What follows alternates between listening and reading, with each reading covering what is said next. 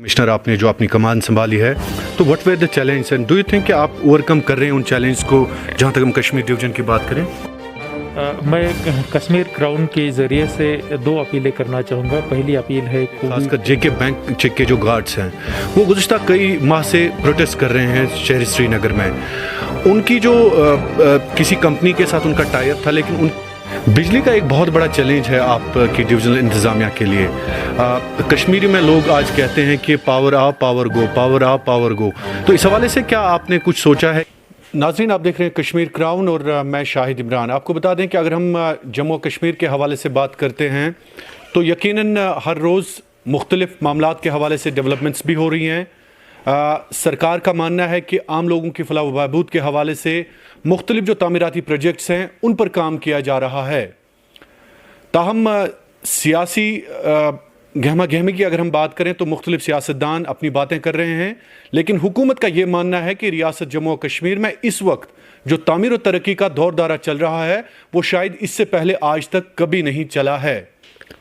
बहरहाल, सियासत को एक तरफ रख के आज हमने ये मुनासिब जाना कि हम कश्मीर के सरबरा यानी सूबाई सरबरा डिविजनल कमिश्नर कश्मीर पंडोराग पोले जी, जो हमेशा से बात करते रहते हैं मुख्तलिफ इशूज़ के हवाले से, डेवलपमेंटल प्रोजेक्ट्स के हवाले से, आवाम को यकीन दहानी दिलाते रहते हैं कि आवाम के लिए यहाँ की इंतज़ामिया हर फ्रंट पर काम कर रही है। क्योंकि हाल ही में पंडोराग पोले जी ने आज खुद कहा था कि बिजली के हवाले से भी सरकार का एक बहुत बड़ा कदम उठने जा रहा है और उस हवाले से सरकार संजीदगी के साथ भी गौर कर रही है। बहरहाल, पंडोराग पोले जी के हवाले से आज हम बात करते हैं। उन्हीं के साथ हमारे साथ मौजूद है पंडोराग पोले जी। आपका बहुत बहुत शुक्रिया हमारे साथ जुड़ने के लिए। जी शुक्रिया। सर, सबसे पहले बिजली का एक बहुत बड़ा चैलेंज है आपकी डिविजनल इंतज़ामिया के लिए। कश्मीरी में लोग आज कहते हैं कि पावर आ पावर गो, पावर आ पावर गो। तो इस हवाले से क्या आपने कुछ सोचा है कि इस बार ऐसा कुछ नहीं होना चाहिए? मैं कश्मीर क्राउन के जानिब से लोगों को ये बताता हूँ और आम लोगों की भी यही एक्सपीरियंस है जो मैं बताने जा रहा हूँ।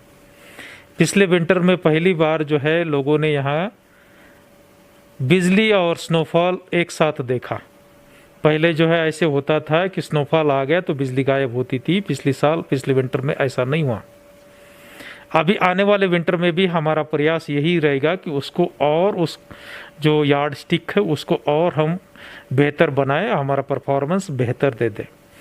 लेकिन इसमें कुछ एक लिमिटेशंस भी है। लिमिटेशंस ये है कि बहुत सारे लोगों ने जो है लोड कुछ कम दिखाया है, एक्चुअली कंजम्पशन ज़्यादा रहता है। खास करके क्रूड इलेक्ट्रिकल डिवाइसेस हीटिंग के यूज़ करते हैं, जिससे चलते लोड बढ़ जाता है और ट्रांसफार्मर्स डैमेज हो जाते हैं। हमारा प्रयास रहेगा कि with in 12 hours urban areas में, रूरल एरियाज़ में 24 घंटे में ट्रांसफार्मर्स डैमेज्ड है वो उनको रिस्टोर करें।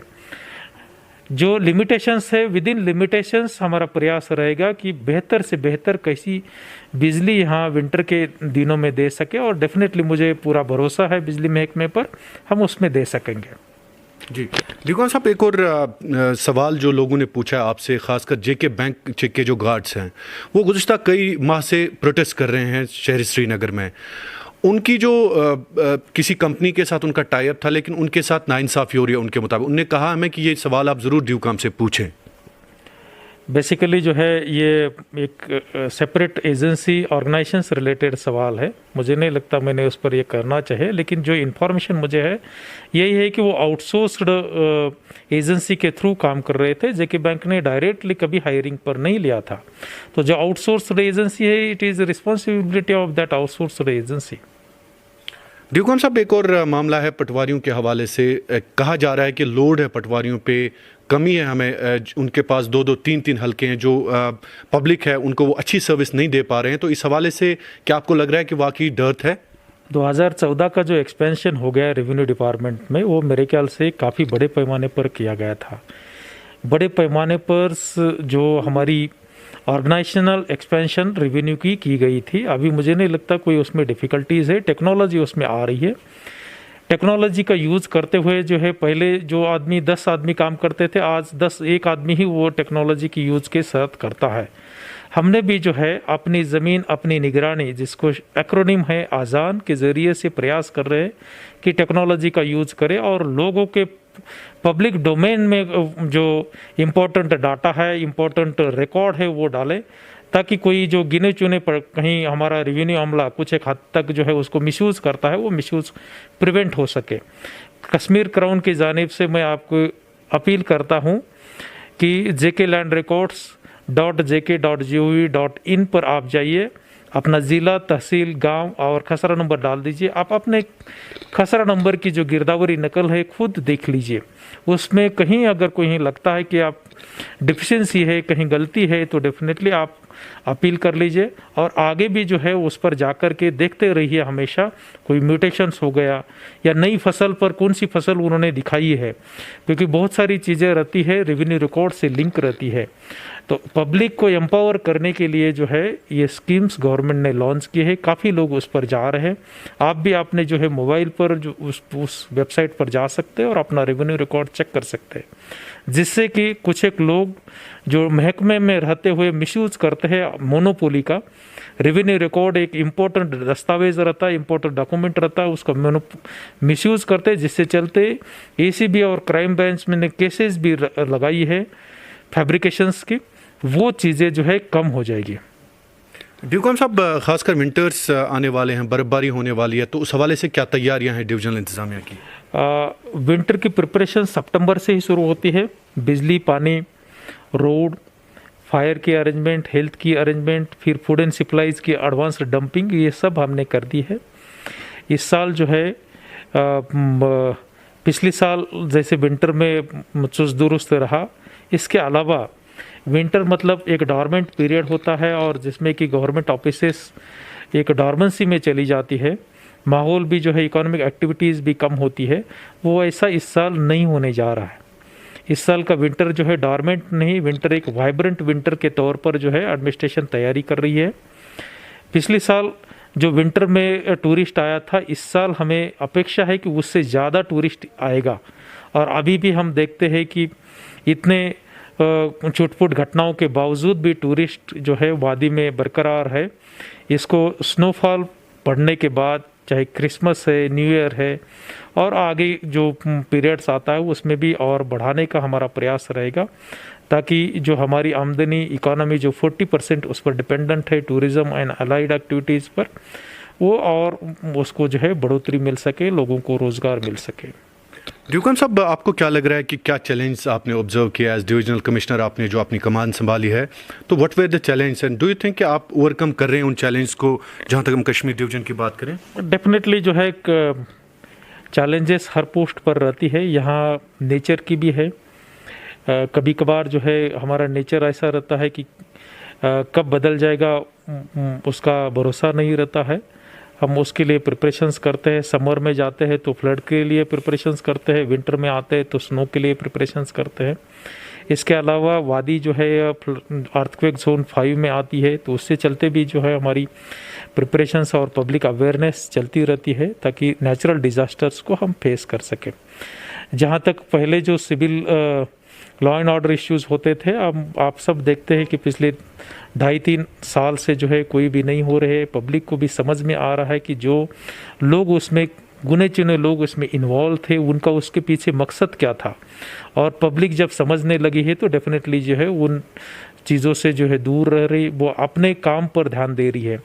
अभी जो है PRIs के ज़रिए गवर्नमेंट ने फंड, फंक्शंस एंड फंक्शनरीज़, जिसको 3 हब बोलते हैं, लोगों तक डिवॉल्व की है। खरे सच्ची मायने में जो महात्मा गांधी जी का सपना था राम राज्य का या डेमोक्रेटिक डिसेंट्रलाइजेशन का, वो लोगों तक पहुंचाने का प्रयास किया गया है। आज जो है मेरे दफ्तर में जितने भी लोग आते हैं, हार्डली कोई बिजली, पानी या जो डेवलपमेंटल रिलेटेड आता है। उनको पता है कि उनकी जो दिक्कतें हैं, उनका सरपंच, BDC चेयरपर्सन या DDC का चेयरपर्सन उनके यहीं जा कर के हल होती है, उनके यहाँ जा कर के जो है हल कर रहे हैं। PRIs रिप्रेजेंटेटिव्स अपने ज़रिए से प्रयास कर रहे हैं कि लोगों के जो मसाइल्स है, जिनके लिए उन्होंने चुना है, वो उनको वहाँ अपने तौर पर हल करे। डेफिनेटली पब्लिक का एम्पावरमेंट जो है आने वाले दिनों में और इसको बढ़ोतरी मिल जाएगी। ग्रास रूट तक जो है ये एम्पावरमेंट पहुँचेगा, उतने फंड्स और उतने फंक्शनरीज उनके पास होंगे, जिससे कि जो है आगे जो पहले डिप्टी कमिश्नर्स या मेरे ऑफिस पर या कोई HODs के ऑफिस पर जाकर के उन पर जो डिपेंडेंस था वो कम हो जाएगा। दुकान साहब, आखिर पे क्या पैगाम रहेगा आपका आवाम के नाम, और ज़रूर ये जानना चाहेंगे कि आने वाले दिनों में क्या कोई ख़ास कदम उठाने जा रहे हैं पब्लिक के हवाले से, खासकर विंटर्स आ रहे हैं, बिजली की भी प्रॉब्लम के हवाले से लोगों को कई एक समस्याएं हैं, तो क्या कहेंगे आप? मैं कश्मीर क्राउन के ज़रिए से 2 अपीलें करना चाहूँगा। पहली अपील है कोविड रिलेटेड। कोविड अभी भी ख़त्म नहीं हुआ है, तो कोविड अप्रोप्रिएट बिहेवियर हमने रखने की ज़रूरत है। आपको बताने की ज़रूरत नहीं कि कोविड अप्रोप्रिएट बिहेवियर में क्या क्या आता है। एक तो है कि भीड़ भाड़ के ज़रिए से दूर रहना है जगह से, दूसरा हमेशा मास्क पहन कर रहना है, और तीसरा जो है जो कभी आपको सिम्टम्स है तो टेस्ट करने हैं, ताकि दूसरों को अगर है तो आप उसके इक़दामात ले सकें। हमने मास्क को जो है हमारे कॉस्ट्यूम्स का पार्ट बनाने की ज़रूरत है। जैसे हम घर से बाहर निकलते हैं तो जो भी हमारा कॉस्ट्यूम्स है, चाहे मान लीजिए केरलाइट्स है तो वो अपना कॉस्ट्यूम पहनता है, कश्मीरी है तो विंटर में फेरन पहनेगा, या मान लीजिए दूसरे पंजाबी है तो वो डिफरेंट पहनाता है। लेकिन कोविड के चलते ये कॉस्ट्यूम्स हर इंसान के मुंह पर आ गया है, वो है मास्क। ये यूनिवर्सल कॉस्ट्यूम्स का पार्ट अगर हम बना देंगे तो डेफिनेटली हम कोविड को हरा देंगे। दूसरी अपील मेरी है कि आपके ज़रिए से विंटर आ रहा है, विंटर के चलते गवर्नमेंट अपने तरीके से प्रिपरेशंस करती है, गवर्नमेंट ने की है, लेकिन लोगों में का भी उसमें हमें सहयोग की ज़रूरत है। जब भी कभी आपको लगता है कि स्नोफॉल होने की अंदेशा है तो आपकी गाड़ी जो है रास्ते पर मत पार्क कर लीजिए। अगर गाड़ी रास्ते पर पार्क रहेगी, स्नोफॉल हो जाएगा तो हमारी जो स्नो क्लियरिंग मशीनरी जो है वो मूव कर नहीं सकेगी। दूसरी बात, आपके छत पर जो स्नो गिरता है वो स्नो आपने गली में नहीं डालना है। अगर आपके गली में आप वो स्नो डाल देंगे तो आपकी गली क्लियर नहीं हो जाएंगी और आपको बाहर निकलने में मुश्किल जाएगी। तो हम वही गलियों को क्लियर करने में प्रायोरिटी दे देंगे जहाँ के लोग जो है अपना स्नो गली में नहीं डालेंगे।